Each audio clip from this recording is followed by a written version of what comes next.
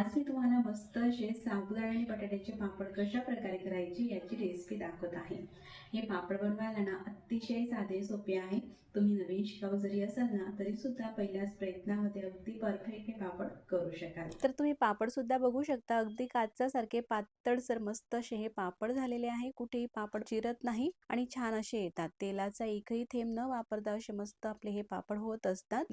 तळून सुद्धा दुप्पट तिप्पट हे पापड फुलत असतात आणि मस्त खुसखुशीत चवीला अप्रतिम अशा प्रकारचे हे पापड झालेले आहे। आता साबुदाण्याचे पापड करायचे आहे, म्हणून या ठिकाणी मी पाव किलो साबुदाणा घेतलेला आहे। जो आपण रेग्युलर साबुदाणा खिचडीसाठी साबुदाणा वापरतो ना, तोच साबुदाणा घ्यायचा आहे। घेतलेला साबुदाणा आपल्याला भाजून घ्यायचा आहे।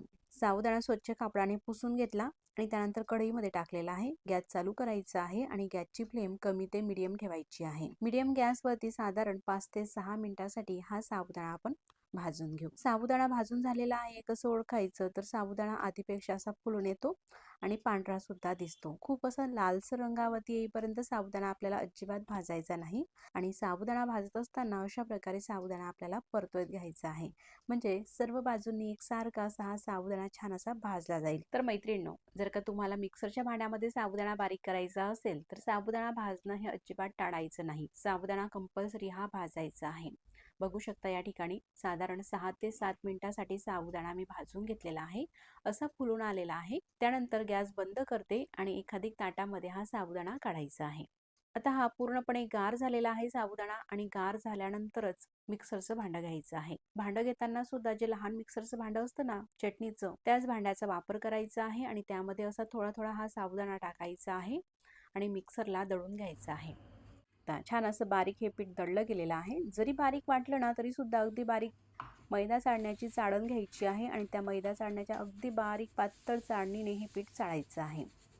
पीठ चाळल्यानंतर अशा जाडसर कण्या त्यातल्या शिल्लक असतात त्या पुन्हा मिक्सरच्या भांड्यामध्ये टाकायच्या आहे। त्यामध्ये राहिलेला साबुदाणा टाकायचा आहे आणि पुन्हा मिक्सरला लावून हे दळून घ्यायचं आहे। पाव किलो साबुदाणा जर का घेतला तर फक्त 2 वेळेस हा साबुदाणा बारीक होतो। आता संपूर्ण हा साबुदाणा बारीक करून घेतलेला आहे। पुन्हा हे पीठ चाळून घेऊ। पीठ चाळल्यानंतर पुन्हा त्यामध्ये कण्या राहतात, त्या कण्या पुन्हा मिक्सरच्या भांड्यामध्ये टाकायच्या आहे आणि बारीक करून घ्यायच्या आहे आणि त्यानंतर राहिलेल्या बारीक कण्या यामध्ये टाकायच्या नाही अजिबात। पुन्हा मिक्सरच्या भांड्यामध्ये बारीक करू शकता किंवा आपण चकली वगैरे इतर कामासाठी त्या जाड कण्या वापरू शकता, पण या पिठामध्ये अजिबात मिक्स करायच्या नाही। त्यानंतर 1 किलो बटाटे स्वच्छ धुवून घेतले आणि कुकरला लावून साधारण 3-4 शिट्यांमध्ये हे बटाटे मस्त असे शिजून घेतलेले आहे।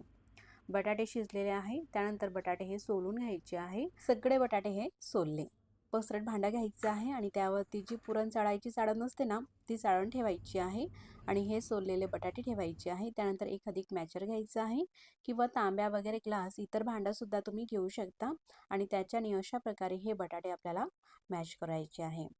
बघू शकता गरम गरम बटाटा आहे। गरम गरम बटाटा हा सोलायचा आहे आणि गरम गरम अगदी हा बटाटा लगेच चाळणीच्या बाहेर निघतो, म्हणजेच मॅच होतो। खिसणीवरती बटाटा खिसायचा नाही। खिसणीवरती जर का खिसले तर कुठेतरी जाडसर कणे त्यामध्ये असतात आणि ते पापड व्यवस्थित पाहिजे तसे होत नाही। तर अशा प्रकारे चाळणीने हे बटाटे आपल्याला बारीक करायचे आहे आणि काही वेळ लागत नाही। खिसणीवरती सुद्धा वेळ लागतो मैत्रिणींनो। चाळणीवरती तुम्ही गरम गरम बटाटे अशा प्रकारे जर का बारीक केले ना अगदी पटकन होतात। काही सेकंद मध्येच एक बटाटा बारीक होतो। अशा प्रकारे आपण यामध्ये 2-3 बटाटे सुद्धा करू शकतो एका सोबत, काहीच वेळ लागत नाही। बघू शकता मैत्रिणींनो, काही सेकंद मध्येच हे बटाटे असे बारीक झालेले आहे।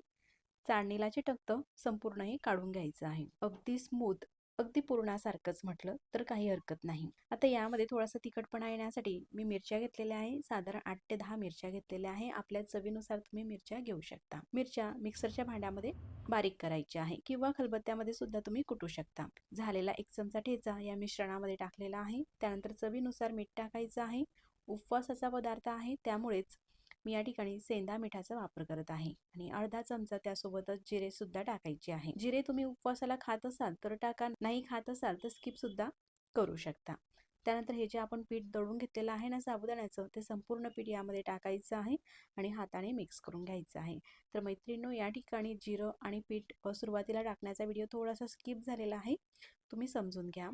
आणि अशा प्रकारे मस्त हे पापड करा. बघू शकता परफेक्ट आणि अचूक प्रमाण आपण या ठिकाणी बघत आहात. 1 किलो बटाट्यासाठी पाव किलो साबुदाण्याचे पीठ अगदी परफेक्ट होते. तर बघू शकता पीठ अजिबात चिकटसरपणा नाही आणि अगदी छान असं झालेलं आहे. मी एक लिंबूच्या साईजचा एक गोळा घेते आणि गोल हातावरती करते, दाबून बघते. बघू शकता किती छान असं हे पीठ झालेलं आहे, एकही क्रॅक जात नाही. तुम्ही या पिठाचे सुद्धा पापड डायरेक्टली करू शकता, पण पापडला आणखीनच चमक येण्यासाठी हे पीठ आपण थोडंसं स्टीम करून घ्यायचं आहे. तर बघू शकता मैत्रिणींनो, या ठिकाणी हाताला एक सुद्धा तेलाचा थेंब लावलेला नाही किंवा तूप सुद्धा लावलेलं नाही, तरी सुद्धा अजिबात हे पीठ हाताला थोडं सुद्धा चिटकत नाही. अगदी मस्त आणि परफेक्ट असं हे पीठ झालेलं आहे. तर मैत्रिणींनो, या ठिकाणी मी तुम्हाला 2 प्रकारचे पापड करून दाखवणार आहे, पीठ वाफवून आणि पीठ न वाफवता. तर असा हा उंडा घेतलेला आहे, एवढ्या पिठाचे न वाफवता हे पापड आपण करून बघणार आहोत. आता हे राहिलेलं पीठ कुकरच्या डब्यामध्ये टाकते, पसरून घ्यायचं आहे. वाफ ही आतपर्यंत जावी त्यासाठी अशा प्रकारे छिद्रे करायचे आहे. किंवा हे पीठ तुम्ही चाळणीवरती सुद्धा वाफवू शकता किंवा इडलीच्या भांड्यामध्ये सुद्धा स्टीम करून घेऊ शकता. असे काही छिद्रे करून घेतलेले आहे. त्यानंतर ज्या कुकरमध्ये आपण बटाटे शिजवलेले आहे ना, तोच कुकर पुन्हा घ्यायचा आहे, त्यामध्ये पाणी टाकायचं आहे, एखादी स्टँड अशा प्रकारचं खाली ठेवायचं आहे आणि त्यावरती हा डबा ठेवला. आता ह्या डब्यामध्ये ह्या मिश्रणामध्ये पाणी जाऊ नये म्हणून त्यावरती असा खाली एक डबा ठेवायचा आहे किंवा घट्ट अशी प्लेट ठेवायची आहे. ह्या डब्यामध्ये तुम्हाला काही जर का शिजवायचं असेल ते तुम्ही शिजवू शकता. मी असाच खाली ठेवते. कुकरचं झाकण लावायचं आहे आणि कुकरच्या 2 शिट्या काढून घ्यायच्या आहे. 2 शिट्या काढलेल्या आहे. मी आता गॅस बंद करते आणि पूर्ण वाफ काढून झाकण काढलेलं आहे. बघू शकता पीठ अशा प्रकारे हे शिजलेलं आहे. आता हे शिजलेलं पीठ आणि हे न शिजलेलं पीठ वेगळं ठेवायचं आहे. शिजलेलं पीठ पसरट भांड्यामध्ये काढायचं आहे. आता हे पीठ आपल्याला थोडंसं मळून घ्यायचं आहे. बघू शकता पीठ मळत असताना सुद्धा मी कुठेही तेलाचा वापर करत नाही. आपल्याला जर का वर्षभरासाठी हे पापड टिकवायचे असतील तर मग अजिबात तेल किंवा तूप वापरू नका, म्हणजे पापडचा थोडा सुद्धा वास येत नाही. आता हे 2 भाग केलेले आहे. तर मी थोडासा रोल करून घेतलेला आहे लांबट आणि त्यानंतर सुरीने अशा प्रकारे ह्या लाट्या कट केलेल्या आहे किंवा तुम्ही गोल गोल अशा हाताने सुद्धा ह्या लाट्या करू शकता. त्यानंतर मी तुम्हाला पापड करून दाखवते. तर सुरुवातीला प्रेस मशीनवरती मी तुम्हाला पापड करून दाखवत आहे आणि त्यानंतर प्रेस मशीन जर का नसेल तर मग पापड कसा करायचा ते सुद्धा दाखवणार आहे. प्लास्टिक पेपर अशा प्रकारे कापून घेतलेला आहे. प्लास्टिक पेपरला तेल किंवा तूप सुद्धा लावलेलं नाही. त्यावरती असा हा गोळा ठेवायचा आहे आणि प्रेस करून घ्यायचा आहे. बघू शकता मस्त असे हे पापड होत असतात. तर असे पापड मी तुम्हाला काही करून दाखवते. काही सेकंदमध्येच असे मस्त हे पापड होत असतात. तर कितीही किलोचे असले ना मैत्रिणींनो, आपण एकटे जरी हे पापड करायला असलो ना तरी सुद्धा अगदी भराभर हे पापड होतात. आणि तुम्ही पातळसर पाहू शकता किती कागदासारखे पातळसर झालेले आहे, अगदी पारदर्शक असे. तर अशा प्रकारे मी 3-4 पापड प्रेस मशीनवरती करून घेतलेले आहे. त्यानंतर तुमच्याकडे जर का प्रेस मशीन नसेल म्हणजेच हे पुरी मेकर, तर मग पापड कसा कराल ते सुद्धा मी तुम्हाला दाखवते. आपल्याकडे पोलपाट तर असतेच ना, तर अशा प्रकारे खाली प्लास्टिक पेपर मी आथरून घेतलेला आहे, त्यावरती उंडा ठेवायचा आहे, वरतून प्लास्टिक पेपर ठेवायचा आहे आणि पोलपाटाने दाबून घ्यायचा आहे. त्यानंतर लाटण्याने लाटून घ्यायचं आहे. प्लास्टिक पेपर काढला, असा हा पापड तयार झालेला आहे. पुन्हा दुसरी पद्धत दाखवते. पोलपाटावरती प्लास्टिक पेपर ठेवायचा आहे, आतमध्ये उंडा ठेवायचा आहे आणि वरतून प्लास्टिक पेपर ठेवायचा आहे आणि अशा प्रकारे लाटून घ्यायचं आहे. फक्त थोडासा फिरवत घ्यायचा आहे हाताने, म्हणजे छान असा गोल आकार येतो पापडला. आता हा पापड आपल्याला जेवढाही पातळ करायचा असेल ना त्यानुसार लाटायचा आहे. कितीही पापड हा पातळ तुम्ही लाटू शकता. अजिबात पापड हा फाटत नाही आणि पापडला क्रॅक सुद्धा जात नाही. बघू शकता छान असा चिकटसरपणा सुद्धा पापडला आलेला आहे. छान असा गोल आकार देण्यासाठी बोटाने थोडंसं फिरवून घेतलं. प्लास्टिक पेपर काढायचा आहे. तर अशा प्रकारे सुद्धा तुम्ही हे पापड पोलपाटावरती लाटून सुद्धा करू शकता. पण जर का तुमच्याकडे पुरी मेकर असेल तर मग त्यावरती अगदी भराभर हे पापड होतात. तर असे हे सगळे पापड करून झालेले आहे. पण जे आपण पीठ वेगळं ठेवलेलं होतं ना, ते पीठ अजून राहिलेलं आहे. तर या पिठाचे पापड कसे होतात ते सुद्धा आपल्याला बघायचे आहे. पीठ हे आता गार झालेलं आहे पूर्णपणे. तर अशा प्रकारे हे गोळे करून घेते. लहान लिंबूची साईज असते ना, लिंबू सारखे हे गोळे केलेले आहे एकसारखे असे. प्लास्टिक पेपर ठेवायचा आहे, त्यावरती उंडा ठेवायचा आहे. तर बघू शकता मैत्रिणींनो, हा पापड अशा प्रकारे मी तुम्हाला प्रेस करून दाखवत आहे. हे जे पीठ आहे ना पापडचं, अजिबात आपण वाफवलेलं न होतं तरी सुद्धा मस्त असा आपला हा पातळसर पापड झालेला आहे. आणि पापडला कुठेही तडा गेलेला नाही आणि फाटलेला सुद्धा नाही पापड. काठ वगैरे सुद्धा तुम्ही पाहू शकता, छान असा पातळसरच आहेच, त्यासोबत काठ वगैरे सगळे व्यवस्थित आहे. छान असा पापड आलेला आहे.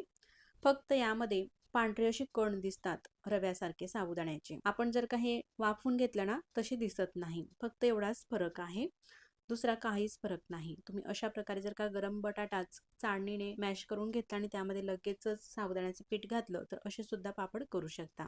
बघू शकता, फक्त 1 किलो बटाट्यामध्ये आणि 1/2 किलो साबुदाण्यामध्ये असे हे भरपूर पापड झालेले आहे. आणि पापड असे छान हे मोठ्या साईजमध्ये मी केलेले आहे आणि रंग सुद्धा पापडला छान आलेला आहे.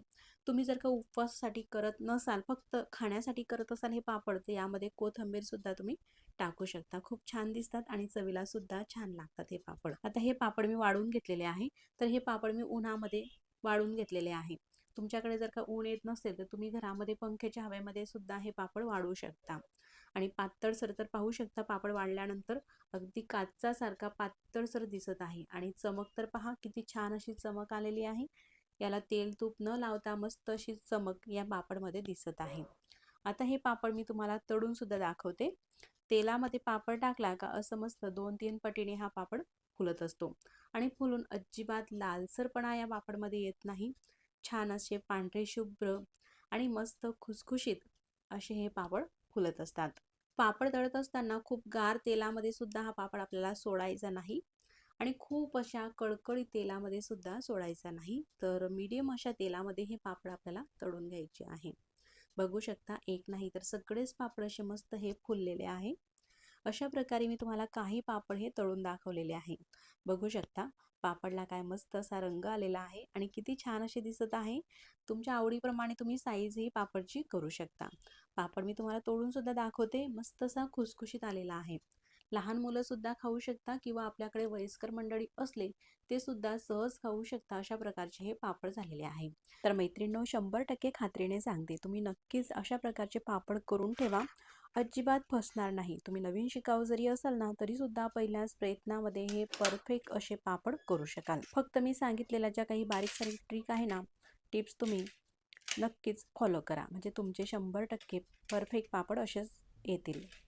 बघू शकता, अशा काही मी पापडचा तुम्हाला चुरा करून दाखवलेला आहे. किती खुसखुशीत झालेले आहेत ना, अगदी जिभेवर ठेवताच विरघळतील एवढे हे मस्त खुसखुशीत पापड होत असतात आणि अजिबात तेलकट होत नाही. बघू शकता, हात सुद्धा अजिबात तुम्हाला तेल दिसत नाही हातावरती. यामध्ये आपण सोडा, पापड खार वगैरे काही घालायची गरज नाही. मस्त आपले हे पापड तयार झालेले आहे. तर मैत्रिणींनो, आजची ही आपली पापड बनवण्याची पद्धत कशी वाटली मला कमेंट्स करून नक्कीच कळवा. व्हिडिओ आवडल्यास तर व्हिडिओला लाईक करा. चॅनलमध्ये तुम्ही नवीन असाल तर चॅनलला सबस्क्राईब करा. आधीच सबस्क्राईब केले असतील तर मनापासून धन्यवाद. मग पुन्हा भेटू नवीन छानशा अशाच रेसिपीसोबत. तोपर्यंत नमस्कार.